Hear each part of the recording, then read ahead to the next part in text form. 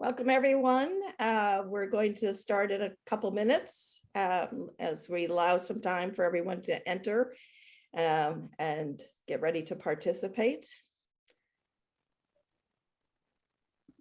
We're glad you're able to join us on this snowy day.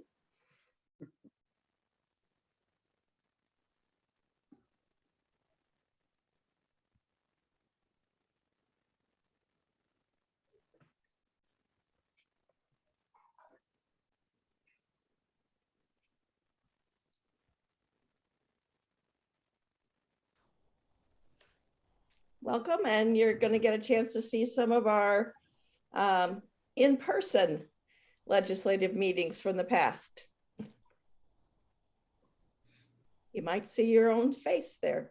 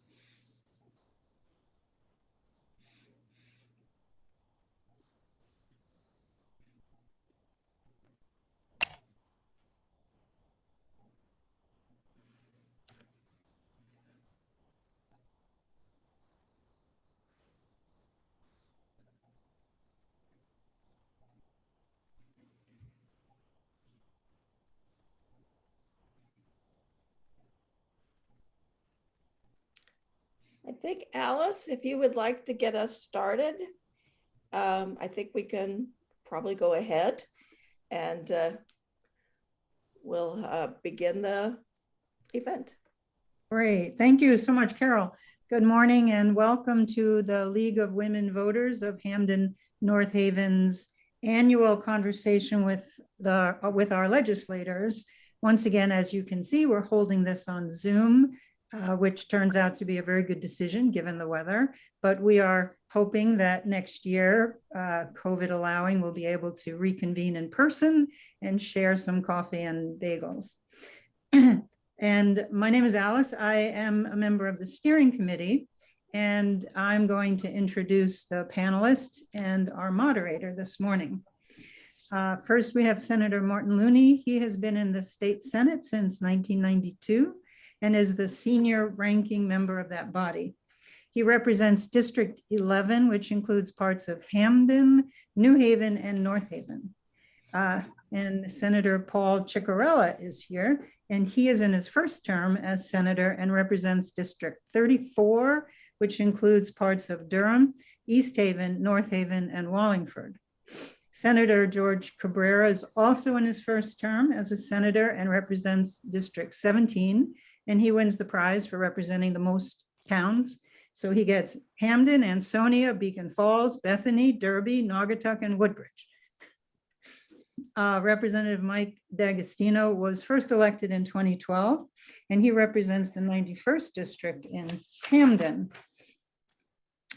Representative Robyn Porter, yay, was first elected in 2014 and represents District 94, which includes parts of Hamden and also New Haven.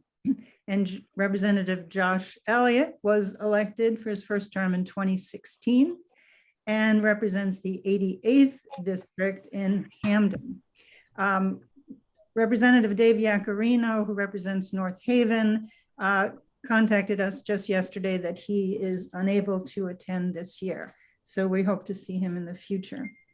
Our experienced moderator is Carol Reimers. Carol is the immediate past president of the League of Women Voters of Connecticut. And she has been involved in League of Women Voter advocacy in Hartford for many years and is also very active in the local league on the East Shore, serving Branford, North Branford, Guilford, Madison, and Killingworth. Carol is in great demand as a moderator, and those of you who've been on Zooms with us before have seen her at work and know how skilled she is. So we're very fortunate to have her. And welcome to all of you. So Carol, I turn it to you. Thank you.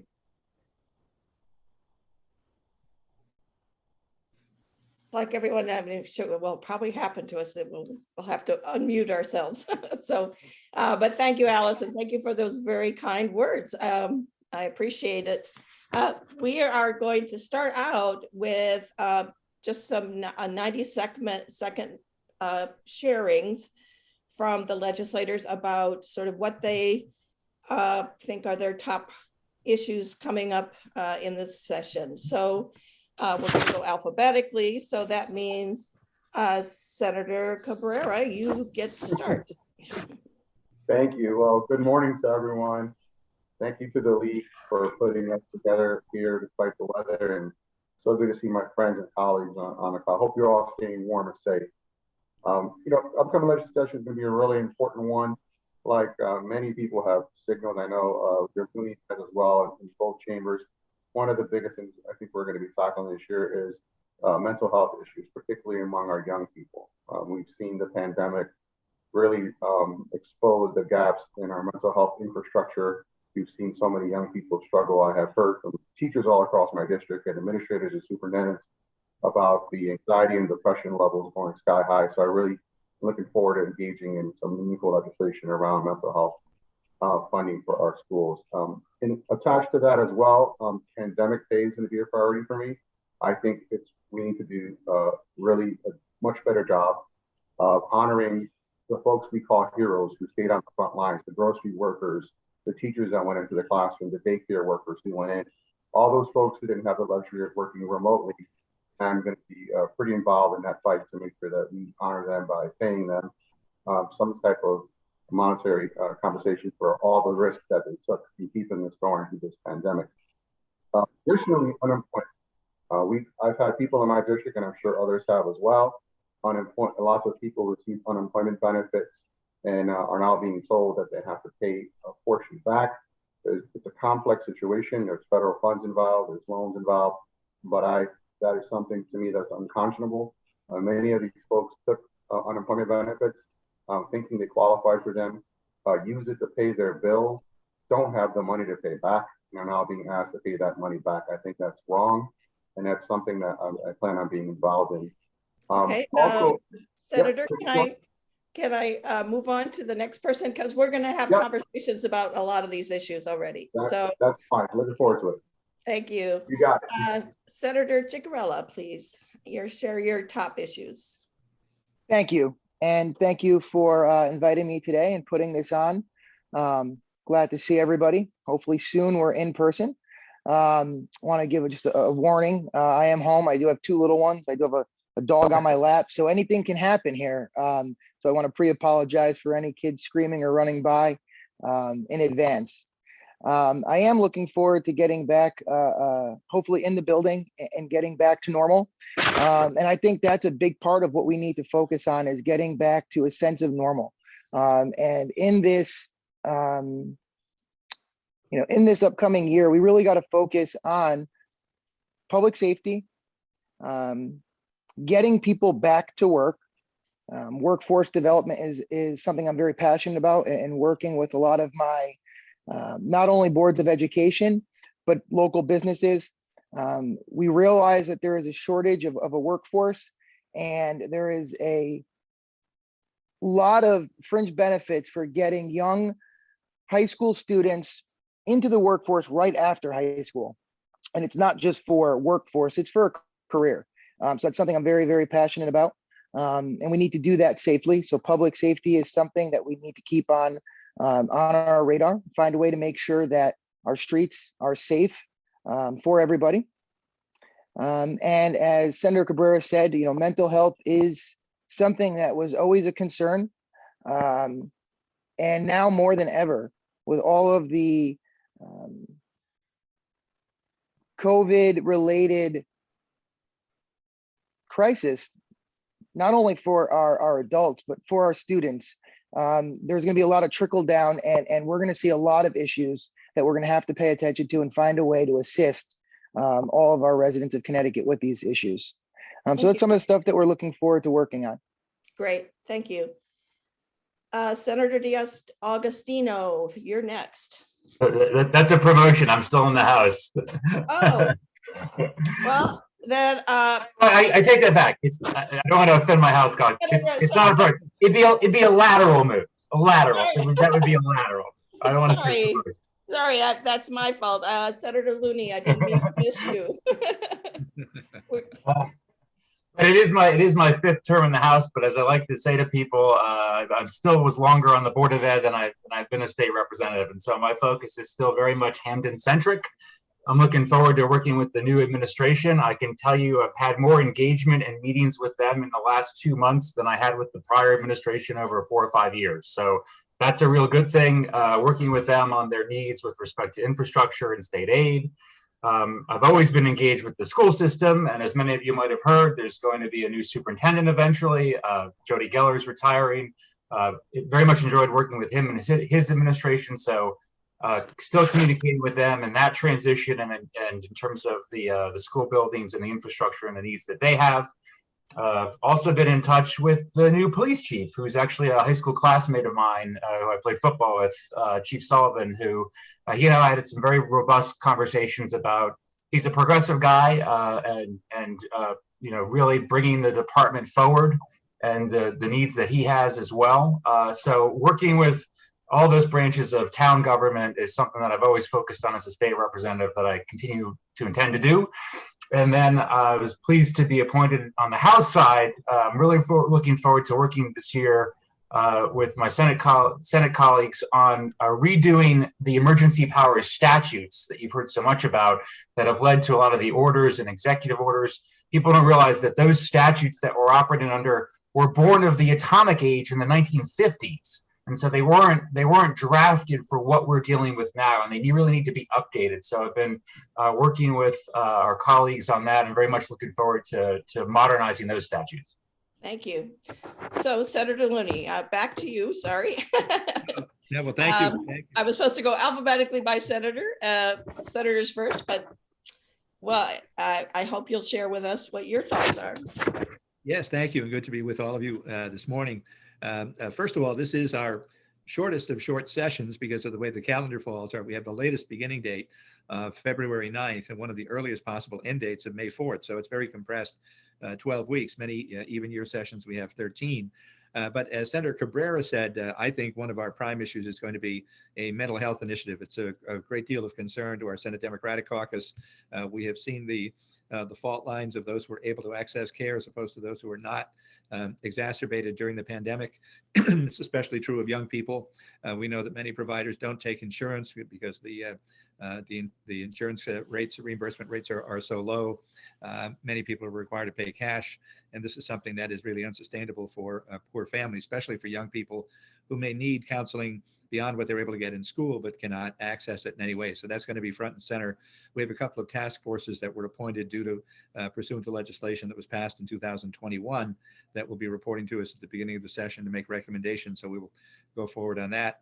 Another major issue I think that we have an opportunity to address this year is the burden of the cost of special education on municipalities, that towns have to spend 4.5 times their per pupil expenditure on their own before any state assistance kicks in to cover the excess costs. And even at that point, the excess costs are only covered at about 72% of the full amount. I'm working on a proposal that would be somewhat similar to the pilot proposal we passed last year to take need into account and have a higher level of excess cost reimbursement for needier communities.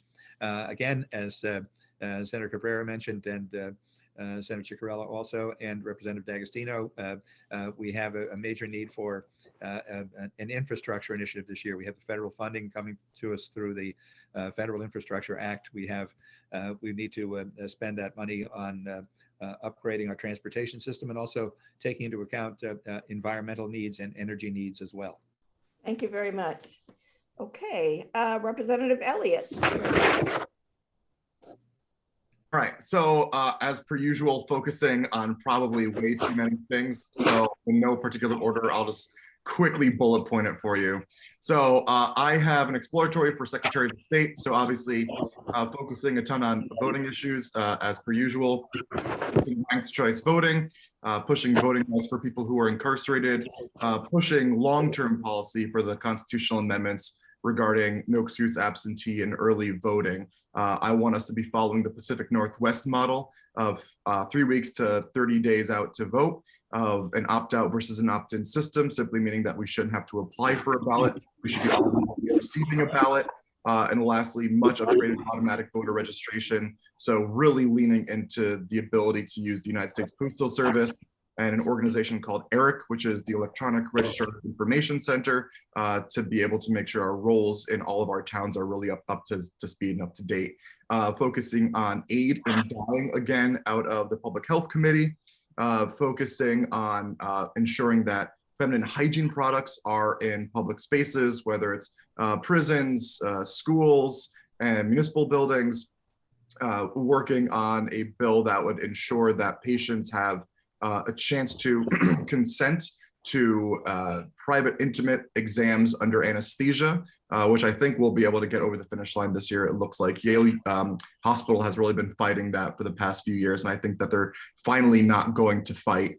Working with the task force that I created last year, studying the medical benefits of psilocybin or magic mushrooms, and yeah, that's a good snapshot. Thank you very much. Porter, you're next. Thank you, and good morning to my colleagues. Good morning to you all. Thank you for joining, and thank you for having me. As the Labor and Public Employees Committee Chair in the House, Senator Cabrera has covered some of the things that are priorities for me as well. One being the hazard/pandemic pay, and then the other one being paid sick days for COVID. We know that we've had a lot of folks that have not been able to, well, They've made decisions based on their situations, put it that way. We have people that are, sick going to work because they can't afford to stay home and miss a paycheck. So we're looking to bridge that gap, as well as looking at the UI, the unemployment overpayment, seeing how we can address that to provide some relief for people that are already stressed out and dealing with a lot of inequities to begin with. The other thing that I wanted to touch on really quick is, excuse me, Labor has actually had 2 task forces that are currently going. So we will be making recommendations to the legislature around task force for cancer study for firefighters and the task force on state employee retirements, which is really important. As we know, we are being told there is going to be a retirement tsunami. So we definitely need to address that and look at how we get people back to work. And not only get them back to work, but get them back to work with sustainable, livable wages, healthcare benefits. We talk about a labor shortage or a worker shortage, and it's actually a wage shortage, a healthcare shortage, a childcare shortage, and I could go on. So we're looking to address the real shortages that have people reluctant to return to, these low wage paying jobs. We have people working full-time, receiving part-time pay. We want to address that. And then the other thing that's really important to me this year is something that we've been working on for quite some time, and that's the solitary confinement, otherwise known as the PROTECT Act. We passed it in both the House and the Senate, but unfortunately it was vetoed by the governor. So we will go back this year, making tremendous efforts to get that done. Thank you. And I'll leave it there. Okay. Thank you. Great. So we have a series of questions that were submitted by citizens, and we put them in the order of the ones that were sort of most asked, I guess you could say. And so how we're going to do this is we're going to go again alphabetically. I'll ask the question to a particular legislator to respond first, but then I would like you to feel comfortable joining in and having a conversation about that topic, about that issue. And then when we think we've kind of exhausted that, I'll go on to the next question. So we want it to be a little more informal and an opportunity for the people listening to hear your thoughts on all these different topics. So the first one, which we're going to go back, and Senator Cabrera, you will be the first person to kind of respond to this. The League believes that every citizen should be protected in the right to vote, and therefore encourages efforts to maximize voter participation and early voting. A resolution to amend the state constitution is necessary to vest the General Assembly with the authority to create an early voting system. The early voting referendum will be on our ballots in November 2022. It says, shall the Constitution of the state be amended to permit the General Assembly to provide for early voting? If you agree with it, what will you do to advance this idea with voters? If you disagree, why? And it also, if anything might change your mind, I guess, as we discuss this. So would you like to start for us? Yeah, thank you very much. Yeah, that was legislation I supported and voted for. I think anything the pandemic showed and that voters are eager to vote, and we saw record numbers of people come out to vote as well via AB. The early voting thing is really way overdue in Connecticut. We're really behind many parts of the country, especially states like Oregon, and it's about time that we get this done and have safe early voting in Connecticut. I plan on talking about this on the campaign trail. I may also make it part of my campaign, my messaging, to make sure voters vote for that ballot question. It's really critical, and if anything has taught us these last 4 years with the last administration is that it is more critical than ever to make voting easier. We've proven that it can be done safely, it can be done early, and many other parts of the country do it. It's about time Connecticut does it. I plan on talking about this a lot and making it a part of my campaign. Oh, other legislators, feel free to jump in and speak on this topic. Well, I think that the early voting constitutional amendment is critically important for the reasons that Senator Cabrera cited. It is a process. It does take, it can either be done quickly or sometimes it takes 2 election cycles, depending upon the size of the majority by which the proposed constitutional amendment passed. This was first voted on in 2019, but because it didn't reach a 3/4 majority, it had to come back to the 2021 General Assembly. So the question will be on the ballot in 2022. People need to realize that although the polls are open for 14 hours, most voters don't have 14 hours in a given day to be able to vote. That there's a narrow window of opportunity around their work schedules, their home schedules, the schedules in which they're caring for children or for elders. And this will allow, as most other states do now, an opportunity to vote in advance of the officially declared election day. It'll be up to the General Assembly, if this is authorized by the people, to decide how far in advance of the election day, how many early voting precincts or polling places will be open in given communities. But it's an important initiative to expand access to that. And I intend to campaign on it as well, and to remind people that the ballot question is there and to vote favorably on it. I'll talk very briefly about the process of this. So basically, for a constitutional amendment to pass, the legislature has to allow it onto the ballot. There are 2 ways that can happen. You can either have a simple majority in both chambers for 2 cycles in a row, or you can have a supermajority in both chambers for 1 cycle, and then it'll be on the next corresponding statewide race. I should say, just as an inside baseball aspect of this, which I think is sort of an interesting conversation, is strategically we were thinking about in the House having both the early voting and no excuse absentee provisions as part of one question. What ended up happening was that we had a deal with all 4 caucuses. This is the House and Dem, Senate, House and Dem, Republican. That doesn't make any sense. Doesn't, all 4 chambers, upstairs, downstairs, left and right. So what was going to happen was that we were going to have a supermajority on the early voting question and bifurcate these 2 issues because Republicans didn't want in the same year to be voting on both these topics. So I was the person in the caucus who is basically saying these are both equally important. We should be keeping them together.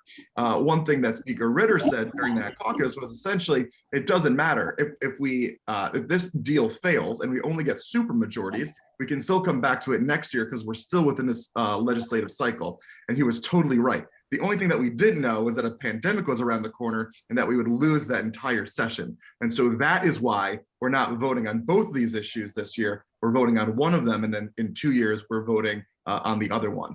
Just the last bit, after, these are all permissive language changes in the Constitution. So after, assumedly, these things pass, and obviously it's not a guarantee since 8 years ago we tried and it failed. I think people are more aware of what early voting and no excuse absentee voting can look like. The legislature is going to have to actually vote on these topics, which again is why I think it's really important that we be talking now about specifically what we mean. How early is early voting, and what sort of metrics do we mean when we say no excuse absentee voting? And then even after that, the Secretary of the State's office is going to have to implement with registrars around the state. So I think a big part of our job as well is working with registrars now so that we hear about what their issues are, because as a voting bloc, they're fighting the legislature. We're gonna have a really hard time passing things. And so my take is for the next 5 years, let's, as a legislature, work with registrars, hear what they're saying, so that Secretary of State, the legislature, registrars are all working in tandem to affect these changes. Okay, any other thoughts? I'll just quickly add that I'm definitely in support of the issue. I will make sure that it is a part of my campaign. It's actually a part of my campaign 24/7, not just during the election year, because I believe the education piece of this is critical. And I think that we really need to take a look at who we're doing our outreach to, because we tend to, look at voters that usually vote and usually vote in presidential elections and that kind of thing. And I think we really need to start reaching out to the people that aren't voting and haven't been engaged, so that we can educate them on the process and the importance of their vote and their voice and how it can change policies that are being pushed in the building. Thank you. Anyone else want to weigh in on early voting? Okay. I don't want to cut anyone off, so. All right, let's move on then to our next question. And Senator Cicarella, you'll be the first respondee. So what role should state government play in distributing information to Connecticut residents? Would you support funding for media promotion on voting in general, such as why, how, and where to vote? And specifically on informing and educating people about the early voting referenda on the ballot this fall? So the first part of that question, do I think it's the state's job to get information out to the residents? I think absolutely. I think it's very important for the state to provide information that is important. And voting is probably one of the most important things a person can do to let their voice be heard. So spreading the information on how they can vote and do so conveniently, safely is very important. I think that we have to do everything that we can to make it easy for eligible citizens to vote, to do so. And I think that the state should assist in that in whatever way they can. So that would be my position on that. Okay, anyone else like to add anything or make a comment on this? I mean, don't mistake my silence for not support. Obviously, I'm fully supportive of the constitutional amendment process and getting as much information out to voters as possible. I guess in a shameless plug, I would say that the most important voice for all that, communicating all that information, is the Secretary of State's office. And if you like what Josh has to say, I'm interested in that. I hope people check out his campaign, because as you can hear, he's going to be a tremendous advocate for that, and already is. So that really is the position. So people need to pay attention to that race, and you've got one of the leading candidates here for it. So by happenstance. I'll just say really quickly that I do agree as well that it is the state's responsibility to make sure that constituents are educated around this. And I think it's really important around the early voting, because it can really narrow the race and class voter turnout gap that we have. And we do have eligible voters, but they have to deal with balancing their work obligations, childcare, other responsibilities that keep them from the ballot box, but not because of apathy, but simply because of, the logistics of how they're living. We have people working 2, 3, 4 jobs. There's not enough hours. I don't care if the poll was open 24 hours, they would find it hard to get there to vote. So I absolutely support, making sure that we're doing our due diligence as elected officials to inform people so they can make well-informed decisions at the ballot box. Thank you. I absolutely agree. People have to realize that this is going to be somewhat of a lengthy process because I think it's critical that we pass this in 2022, adopt the constitutional amendment. Then implementing legislation will have to be passed in the 23 session.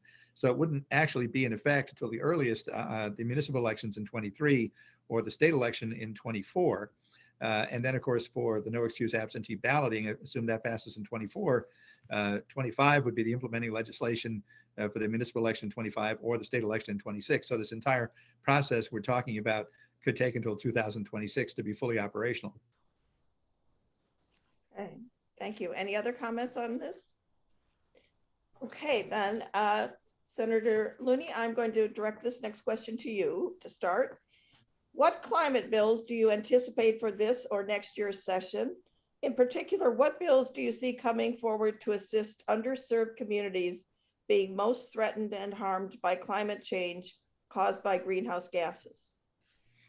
Well, first of all, I think we need to take advantage of the extra capacity given to us through federal infrastructure funds and also using our own bonding capacity to try to move the state's fleet of vehicles to electric vehicles or hybrid vehicles as soon as possible. Also to work with municipalities on providing assistance to them for municipal vehicles, also to move toward a better mix of having hybrid and electric vehicles. I think we should also concentrate on school buses that affect every community and to try to make school buses be electric or hybrid as soon as possible. I think that's got to be a major initiative for the state over the next few years to try to get us into a higher level of compliance with our own clean air goals that we hope to reach within the next decade. Great, thank you. Any other comments on climate change?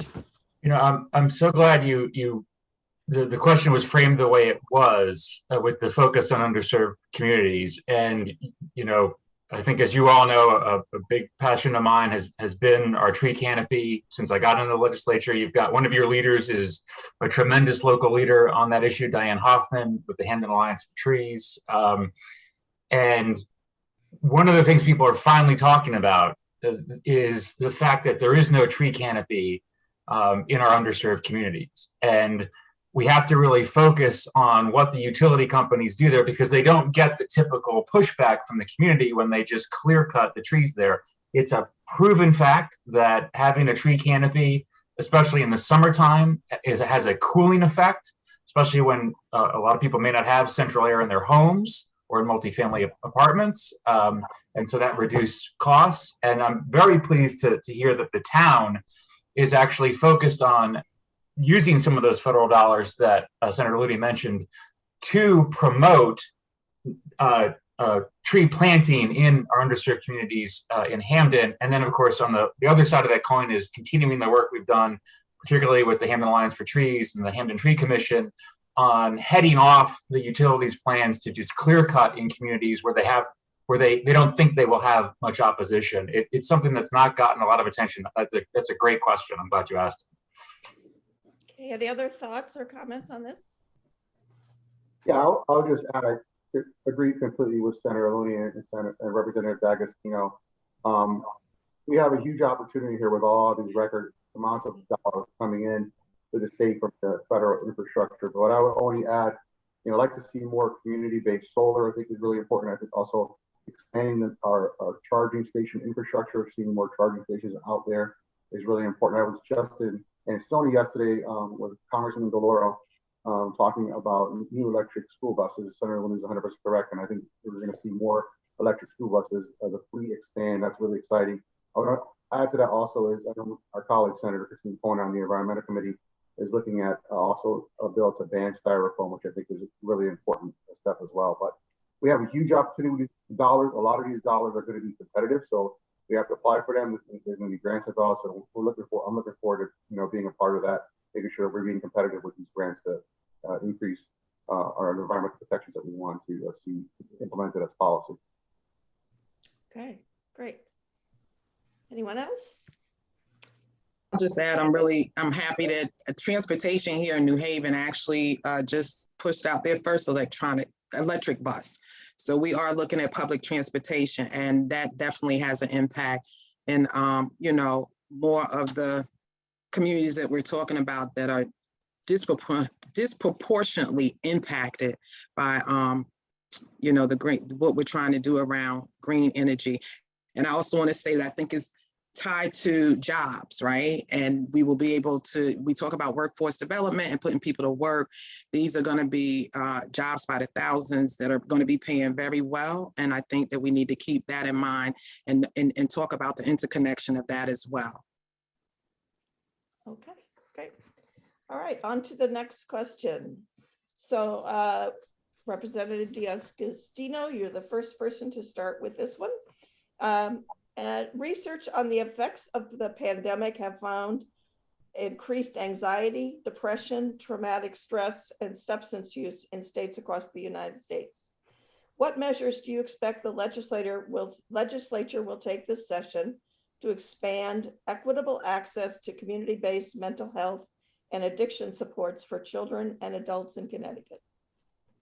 I think you heard about those efforts actually in a lot of the opening statements there. So I don't want to regurgitate too much, and probably would defer to Senator Looney, because I know he's really leading the charge on this from a policy perspective, a multi-pronged approach actually, both with community-based health, direct access in our schools, providing access there, and then through our entire mental health network that the state operates as well. So there really is an approach here, both from the top down from the state in terms of funding, but also bottom up, providing support to these organizations as well. And I don't want to leave out the nonprofits and the outreach that they do. Typically, they've been shortchanged in our funding as well.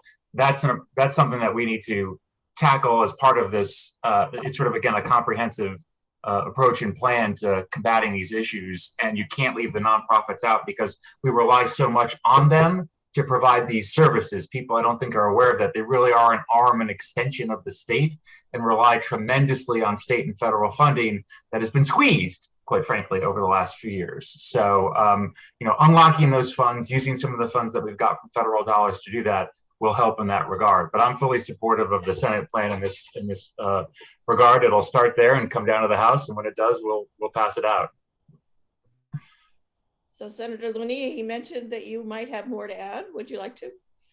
Well, yes, I know that I thank Representative D'Agostino, because I know he'll be a leader on this issue when it reaches the House, and we hope to have strong support in both chambers and have it be bipartisan. But one of the challenges is, as I mentioned at the very beginning, problems of access. Turns out that many providers don't accept insurance reimbursement for mental health visits tend to be very low, and so low in some cases that providers say it's not worth their time even to take insurance, and that becomes a real problem, because then you have a class and wealth divide over who can afford to pay cash for counseling services and who can't. A few years ago, in 2019, we passed a mental health parity bill, but the effects of that have not yet been fully implemented. We see that there are still too many gaps in coverage, especially regarding children. And that problem has become exacerbated during the pandemic, as we know, and problems are being identified in school that more resources are needed than what's available in the schools, and yet those resources for private therapy and counseling are often not available. So that's why it's such a high priority for us to tackle the session. And as I said, we've had a couple of interim task forces working on this that were appointed pursuant to legislation passed in 2021 that we hope will give us some guidance. Thank you. Anyone else like to add to this? Sure, I can jump in. So I'm the chair of the Higher Education and Employment Advancement Committee. Last year, we did pass some good legislation working with community health centers, connecting community health centers and college campuses in the state, and we're going to continue working on that. I know a lot of this work, just to echo Representative D'Agostino, is emanating from the Senate, and I'm happy to get whatever Senator Looney and his folk to us. And I should also say that I am lucky to be the chair of a committee that is bipartisan, that we disagree on very little, and especially the topic of mental health for our kids and the college range. So I don't foresee any issues politically working on this stuff. Lastly, I will say that there is an idea that's come to us, and it has to wend its way through the committee and then the full process, and that is if a student comes to Connecticut from out of state and they have a therapist that they've been working on over the course of years, and they want to maintain that therapist. We're working on some issues of reciprocity to ensure that, and payment to ensure that they'll be able to keep their therapist while they're enrolled in Connecticut schools. So that is one other way we're trying to ensure that people have the services that they need. Great, thank you. Anyone else like to add to this? I'll just say that, in looking at the pandemic, and I think one of the things that it has shown us is the detriment of having healthcare tied to a job. And I think that that is something that we as legislators must address. I think that, healthcare is a human right, and that it shouldn't be tied to employment. Whether you're working or not, you're liable to get sick. And if you do, you should have health coverage. Senator Looney talks about the disproportionate impact on certain communities around having access and being able to afford, the mental health supports and just healthcare in general. So I think we need to be mindful of that and looking at ways to address that post-COVID. So if we ever, God forbid, end up here again, we'll be ahead of the curve and not behind the curve. Thank you. Sure. Any other thoughts? Okay, so we'll move on to the next question, and just make sure I do the right person. It looks like, sorry, Representative Elliott, sorry. So the league supports measures which assure that absentee ballot privileges are available to all electors for any reason or no reason at all. The league supports provisions to make it easier to vote by absentee ballot and minimize the number of ballot rejections. Do you support an amendment to Article 6 of the state constitution to allow any qualified elector to, regardless of reason, cast an absentee ballot instead of appearing at a polling place on the day of the election? Yes. I was going to say this seemed to be right up your alley from what your earlier statements were, but I don't know if you want to elaborate at all, or. I think at this point we'd be rehashing it. Everything comes down to the constitutional amendment and just making sure that we're all being vocal, but I will continue doing so. The nice thing is about being on a statewide tour is that I do have the ability to be in front of Democratic town committees across the state. And there's 169 towns, so that's a lot of people that are involved in the process that get a chance to hear what my perspective is at the very least, and using this as an opportunity to expand the boundaries of how far, again, we should be going with this issue. But people are definitely aware. Since I wasn't elected 8 years ago, I don't know what the feeling was internally within the Democratic Party. And I know that maybe not everybody was on the same page, unsure, but people are definitely coming into these conversations with a headspace about this topic. So it's Democrats are aware. Anyone else like to add to the topic of no excuse absentee voting? I'll just add Sure. that Representative Elliott is a true leader on this issue and has been for a long time, making it front and center as a clear issue. I think 8 years ago, we were surprised, I think, frankly, that it didn't pass at that point. There seemed to be broad-based support. But in retrospect, there appears to have been problems with the way the question was worded on the ballot that led to some doubt and confusion on the part of large numbers of the public. So frankly, we thought there was a significant consensus of support at that time that turned out not to be the case. And that's why we need to be vigilant this time and work harder and keep it front and center.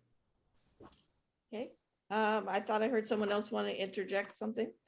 Yes, Senator Cicarella. I was just going to simply just say that it is, again, important. I think we all kind of touch base on this, that everybody that has the right to vote does so and does so comfortably.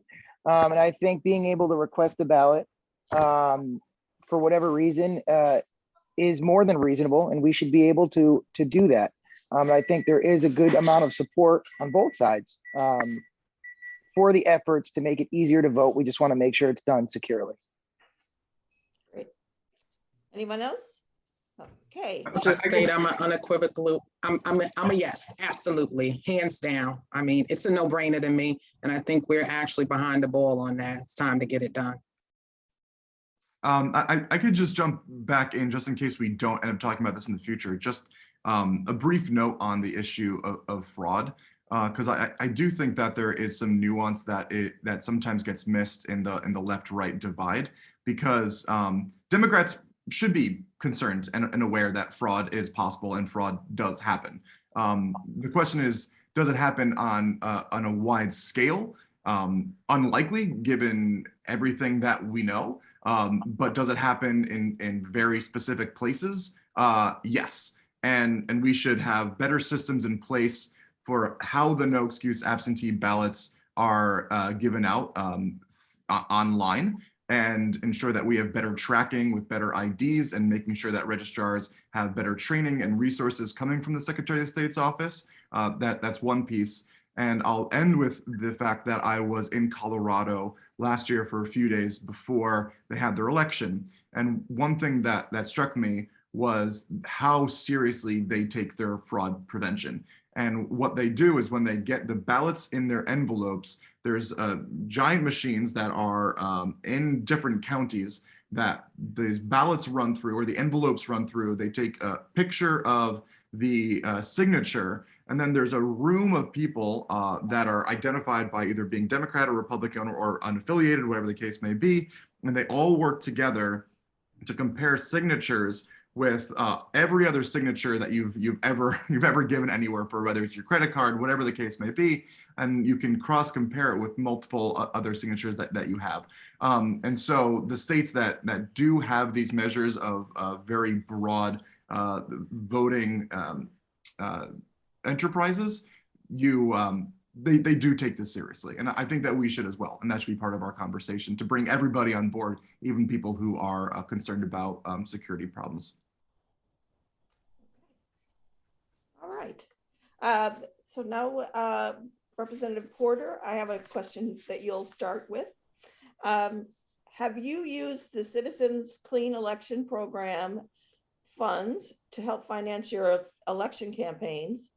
And second, how would you improve and support CEP and the need for campaign finance reform, especially transparency in financing ads? Well, yes, of course I do. I love it. I don't think without it, I would have attempted to run.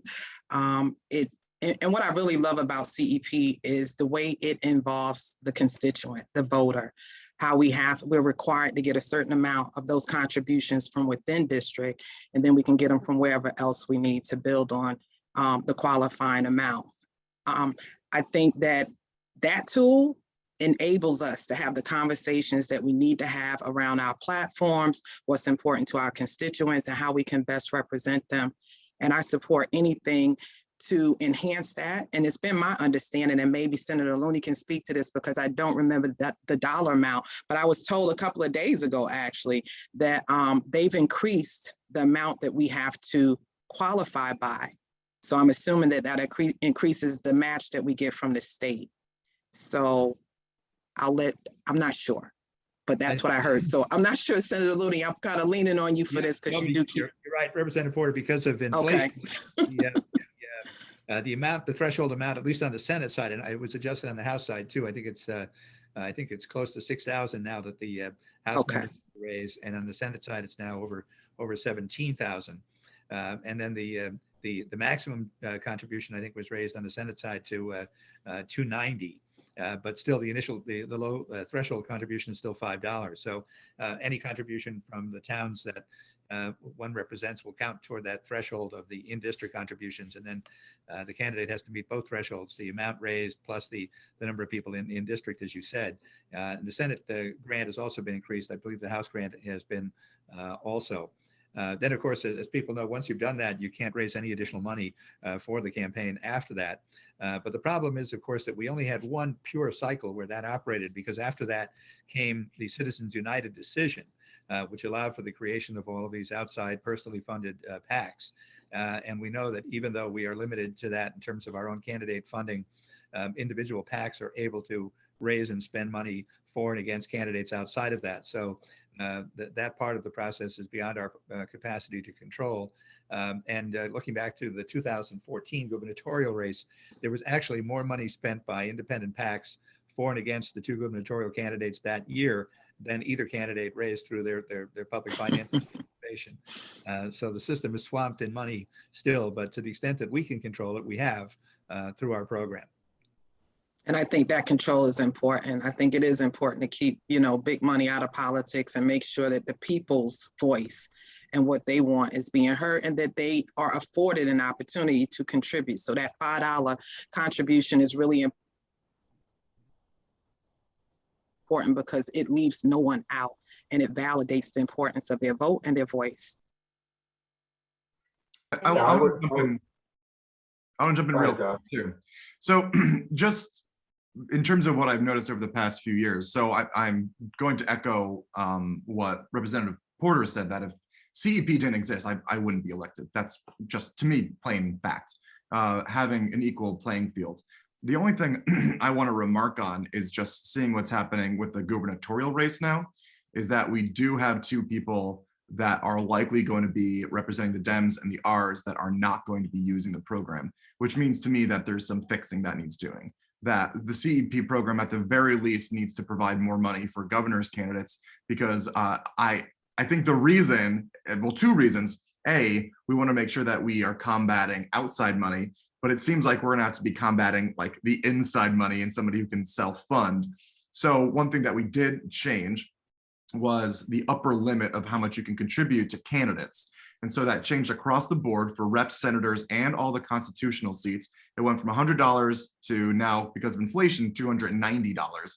So in some sense, that didn't really matter for senators and representatives, because the difficult part that I've found is always the individual contributors that you need from within a district that you represent or a town that you represent. On the other hand, for these constitutional seats, it did open it way up for people to be able to reach their money. So for example, for the 5 out of 6 constitutional seats, the amount you need to raise is $86,000. That's up from that $75,000 that started. And so that $290 makes it a lot easier to get there because you don't need individual contributors.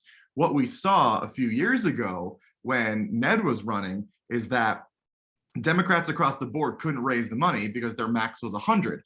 And they needed to raise $250,000, which is really, really hard to do when you're only raising 100 per person. So we, on the one hand, did change a part of this program to make it easier for people to reach that money. Still incredibly difficult and incredibly high barrier to entry. At the same time, that $6 million or so that you get from the state, might be 6.5, is not going to be enough to compete against 10, 15, we'll see, $20, $25 million for some people. And I'm not saying that it should be $20 million for governor's candidates, but it has to be more than that 6.5 for people to actually compete against somebody who comes in with really deep pockets. And that's my concern now, is not the outside money, but just somebody coming in who just, and they're not buying off the party, but they make a strong argument just to say, well, I can spend way more than what we're getting for CEP. And that is going to hurt the program. Any other thoughts on the CEP or Yeah, improvement? if I could echo, the sentiments of my colleagues. I think this program is really important. I also would not be in office without the program. There's just no way you can compete when you have unlimited amounts of money being able to be raised by opponents. It's a really critical program. I think also, as a larger interest is that we really need to do a better job of getting dark money and corporate money out of politics. The reality is that there's still a lot of ways that big corporations can flood the zone, so to speak, with large amounts of dark money into our politics via PACs and other entities and nonprofits. We saw that with the Koch brothers. We're still seeing that. Senator Looney alluded to the Citizens United election, which was unprecedented. I think one of the worst decisions the Supreme Court ever made. In fact, so disturbing that then President Obama saw fit to mention it during his State of the Union address before the nation. We've got to do a better job of getting dark money and corporate money out of politics. And we're seeing the result of that in the radical income inequality in our country. We're seeing that in the threats to our democracy, the types of folks, the type of dark money that's going to fund extreme groups that are into everything from redistricting across this country, where they're gerrymandering districts that don't reflect the real democratic needs or voices of the people across this country. So it's a great program. I'm hoping that in the future we can do more in Connecticut to really tackle, especially independent expenditures and tax. Okay, anyone else have a thought on this? I would just Only add, go ahead, Robyn. No, you haven't spoke, Mike. Go ahead. I was just going to say real quick, just note that both Josh and I were not the endorsed candidates when we first ran. So CEP not only gets you through the process, but it actually, Robyn, you weren't either? I thought you were.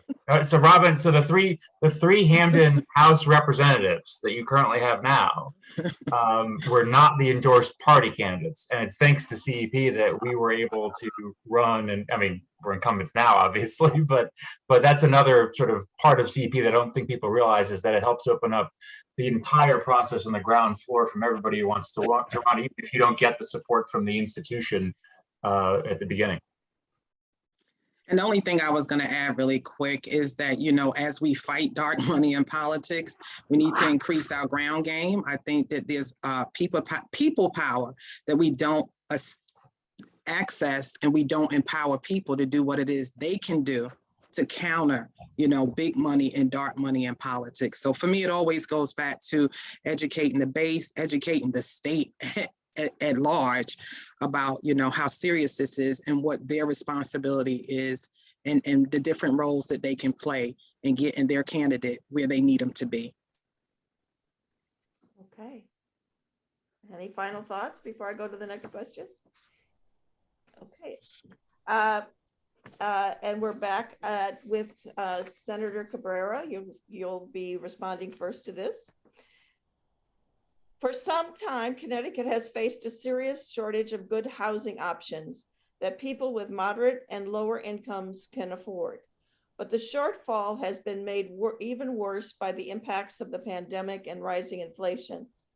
In this new session, what efforts do you see the legislature taking to address the needs for zoning reform, rental assistance, and new capital investments in affordable housing units? Thanks for that question. That's a really important question. I think, you know, we've seen during this pandemic, which has exposed so many of the problems, housing being a big one. I know my colleague, Senator Lopes, on the Housing Committee, you know, has talked about this. Some of the things he's working on, I'm really interested in working with him on. And one is, you know, capping the housing application fee. You know, a lot of times these applications are $200 and $300, and you know, the need is so large that a lot of the landlords get, you know, sometimes thousands of applications, and they hang on to those fees, and it's basically free money. So I think we need to make it easier for people to apply when they apply for housing, make those upfront fees less onerous and reimbursable. I think it's something I'm really interested in. Rents are high. We need to do a much better job of building affordable housing. I mean, rents are really high. We have a lot of people who are, quite frankly, being thrown on the street. We did some work to kind of have a moratorium sense. I know administration has done some things with helping people pay for back pay, but the reality is that people are losing their homes, and we need to do a better job of keeping people in their homes. So everything from housing applications being cheaper, figuring out a way to build more affordable housing. I know that this issue is controversial in some communities and difficult, but the reality is we need to have a diverse housing stock, and we need to make sure that people who are, especially working for a living, are able to afford a place to live.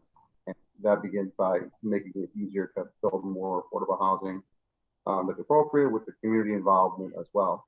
And it is a big issue in Connecticut. We all know the number of permits in the state has been stagnant, if not going down.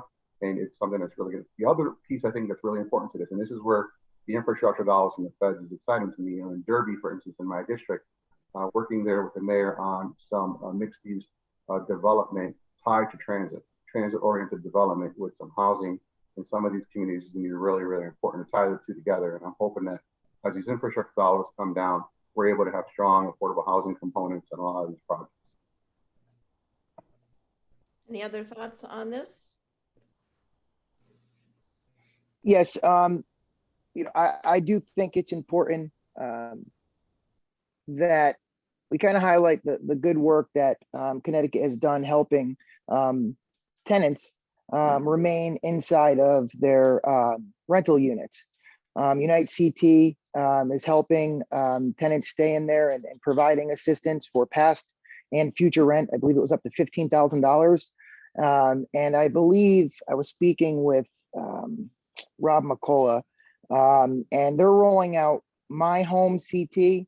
And that's going to help people that have back balances on their mortgages and possibly future payments that are going to be missed due to the pandemic. So I think we're trying to find a way to have people remain in their homes. Obviously, you know, to be outside in the winter is just something that can't be done. And I think that we're working to try to find a way to do that. And one of the biggest ways is to make affordable housing. And I think that should be done a bunch of different ways. But the most important way is if it's going to be affordable for somebody to build a house, they could sell it at an affordable rate. It's very expensive and takes a long amount of time for a builder to build a home or a bunch of homes in an area. I talked to a builder in my district and he's been in the industry for 30 years. And he said 20 years ago, you buy a piece of property, you develop it within a year or two, and people are living in these homes. He goes, now it takes 3 or 4 years just to get the approval to start breaking ground. So I do think we need to make it more affordable to build the homes, and you'll see the trickle down effect, making it more affordable for people to purchase homes. So it's something that we really need to look at and reduce the fees and the red tape for people to build homes, as well as for rental units. The cost of a landlord to keep up with a building is outrageous, and that needs to be addressed. And you'll see a trickle down effect, in my opinion. Any other thoughts? Yeah, I'll just say that, you know, I think that we need programs that help those in public housing purchase their homes. I think we need resources to repurpose unused government and commercial properties. I think the pandemic is showing us that there's a new work life going on, and many people are choosing to work remotely. And there is cost savings in that, right? So what are we doing with those cost savings, and how will we use them to impact the people that are in the most need? So yes, we've made great strides, you know, around rental properties and making sure people that, you know, they stay in their homes. But I have to say, you know, renters, that doesn't build generational wealth. And if we're talking about getting the economy in the state of Connecticut to a good place, I think the more people that own homes, the more people that are making, you know, good wages, livable, sustainable wages, able to, you know, spend money in this economy, it will fuel the economy. So I want us to focus on how do we build the generational wealth in the communities that have been, you know, ostracized and redlined out of that wealth. How do we correct that? And when we talk about affordable housing, the last thing I'll say is this: we need to make sure that when developers are coming in, that we are looking at an AMI that mirrors the community in which they are developing. It needs to be affordable housing for the people that are currently living in that development zone. Because if it's not, then these people are getting displaced, and that is what we see happen time and time again. So I want us to change the narrative and shift it a little around the importance of making sure that AMI actually coincides with the income of the people that are currently in the communities the developers are coming into. And I don't think that an 80-20 is fair. You know, 80% market value, 20% affordable housing. I'd rather see it flip the other way around, especially in communities that are in dire need of affordable housing. Thank you. Thank you. Representative Elliott, So- did you want to say something? Oh, go ahead. Yeah, I'm sorry. I'm just Go right ahead. Yeah, I think we sort of have to confront an issue head on here, which is, or at least make your audience aware of the fact that there will never be meaningful housing reform again. There just won't be, unless it's forced by the federal court system. Last year, there were proposals made that were very along these lines, that were actually very reasonable, that would have just said to local zoning boards, made it easier to put in multifamily housing, affordable housing in towns, not mandated it, not forced it, but just made it easier to do by removing some of the restrictions in local zoning laws. And those were voted down. Those didn't make it out of the legislature. And it wasn't a Republican-Democrat issue, although I will say, in fairness to Senator Cicarella, I mean, all the Republicans voted against it. But we had Democrats as well.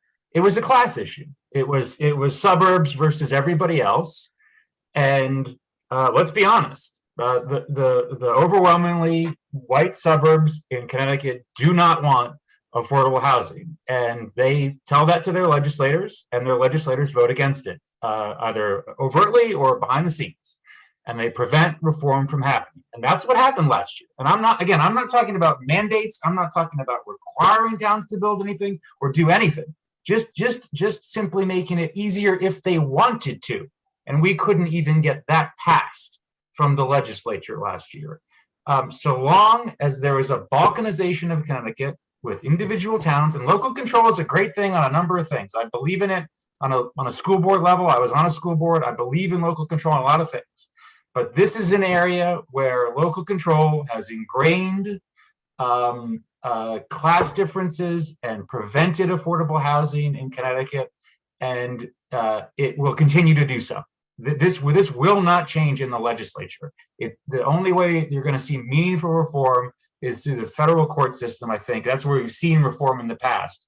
But this legislature, I just don't see it changing anytime soon. So long as we've got legislators from 169 different towns, they're all going to vote for their interests. I'm not saying it's a bad thing in a lot of respects. I do that too, but these are great ideas. I support everything my colleagues just said, but we couldn't get it done last year, and I don't see a path to getting it forward because we couldn't even do just the most basic stuff last year. It was very sad, actually.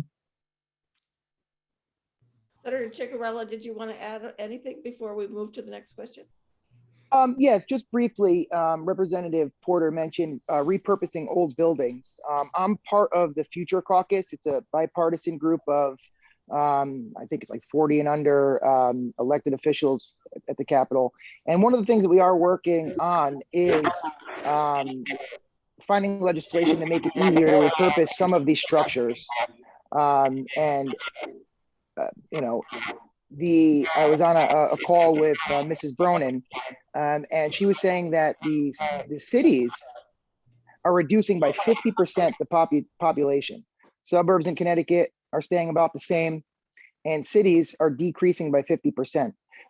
So finding places for people to live in the cities where they could walk to work and be near their profession is so important, especially to college kids or young professionals getting into the workforce. To be able to live close to where they work is a great idea. So Representative Porter, I'd love to work on more of that with you and see what we could do to get that moving in the right direction. Another thing that they are, again, this is Rob McCullough. We had a meeting about first-time home buyers and being able to encourage towns to maybe give some type of a tax break on buying a home within the town, utilizing CHAFA and first-time home buyer programs to create maybe generational wealth by purchasing a home. And that's something that we're looking at in housing as well.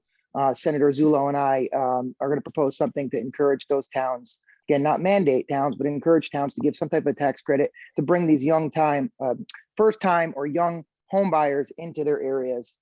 So I think there's work to be done, and I think we could definitely find creative ways to combat the issue at hand. Okay, thank you. Any other thoughts? All right, so we'll move on to the next question. And Senator Cicarella, this one you will start us on. What role can the state play in alleviating healthcare worker shortages, especially in aging services?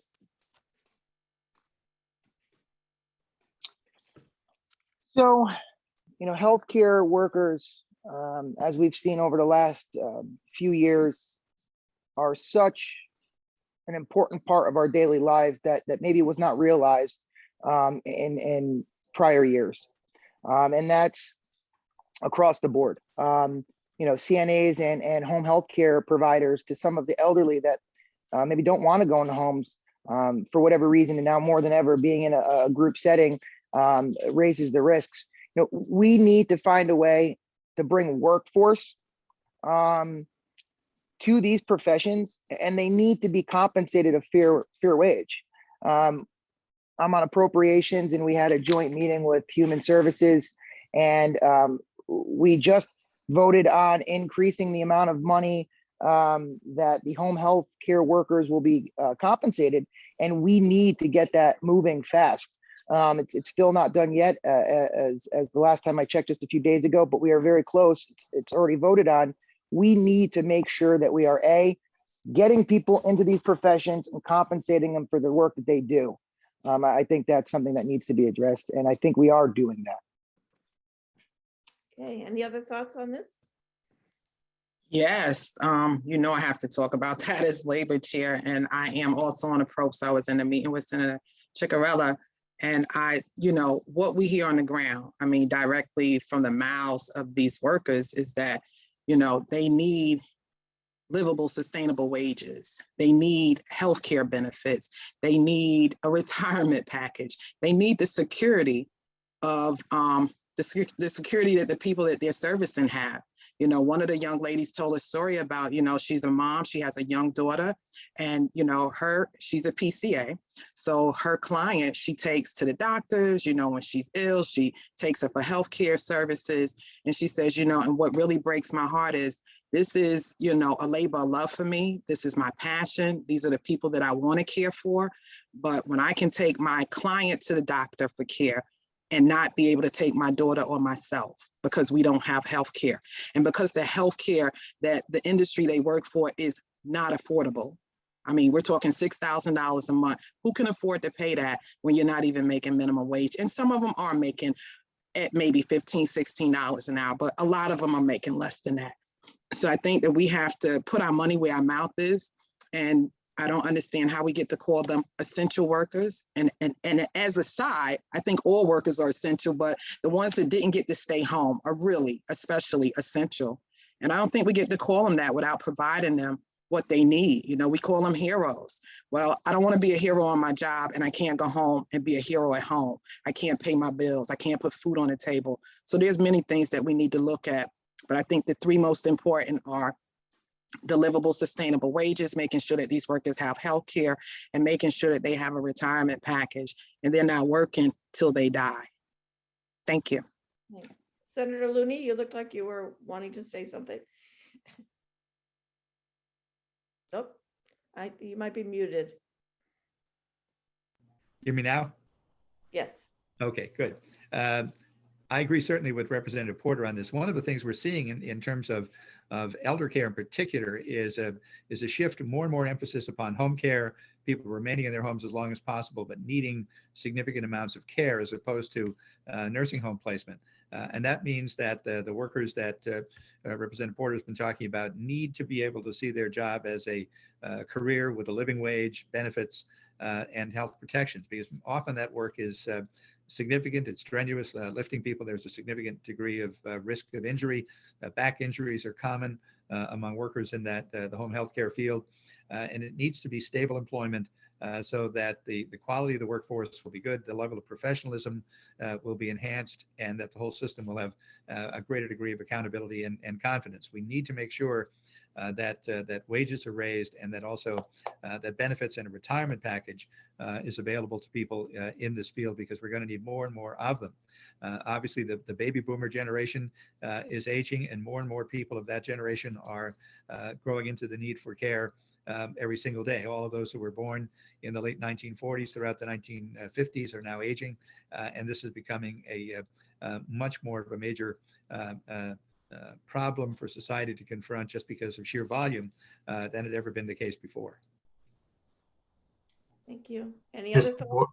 One sort of related piece to this with Marty, but Robyn, more for you, and I was going to email you on this. You guys are going to see legislation backdoor in live, but as Robyn, as you know, one of the other issues with these workers, and as Marty mentioned, they're being able to grow their careers, and on the home healthcare side, the major companies that hired them put in their contracts with these workers restrictive covenants that prevented them from moving to competitors, or even taking another job in the field for like 6 months or a year after they may have left.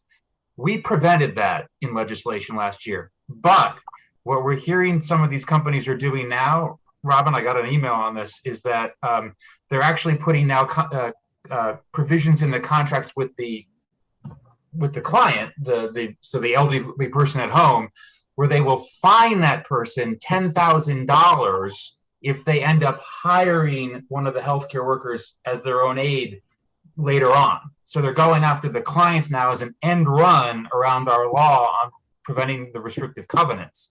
So we've got to attack that. I don't know if Kathy Abercrombie's going to do it in her committee or you in yours or general law in ours, but one way or the other, we've got to prevent these companies from really restricting the workforce and growing the way that you and Senator Looney just described. Yeah. Thank you. Go ahead, George.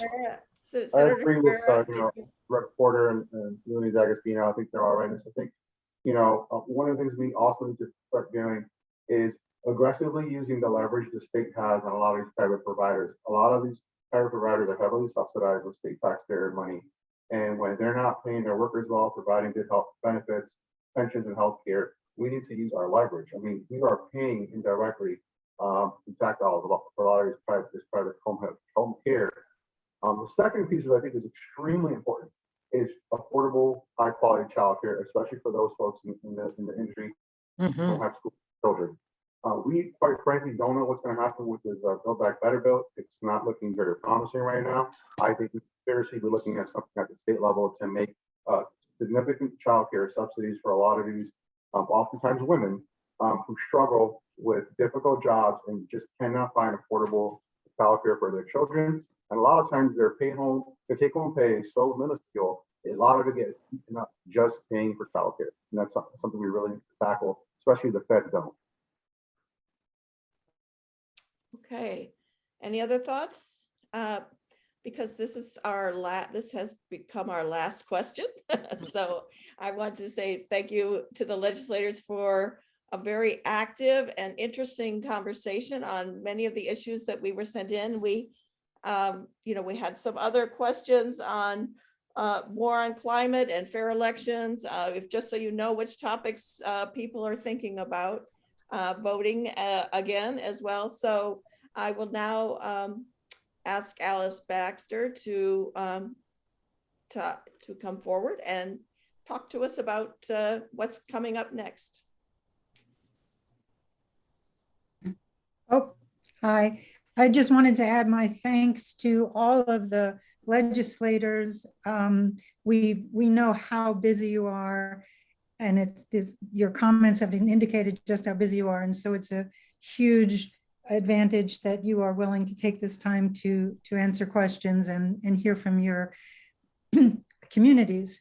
And big thank you to Carol Reimers, who has once again done a superb job of keeping everything moving and a good variety of questions.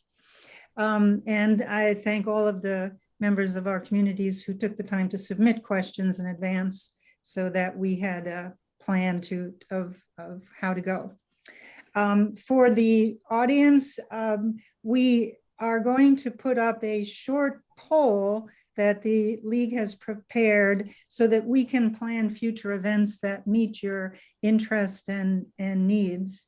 And we do appreciate everybody's time and participation. So I will turn this over to, there's the poll. So if people could take a minute to do the poll, and then I think can go out and shovel our walkways. Thank you.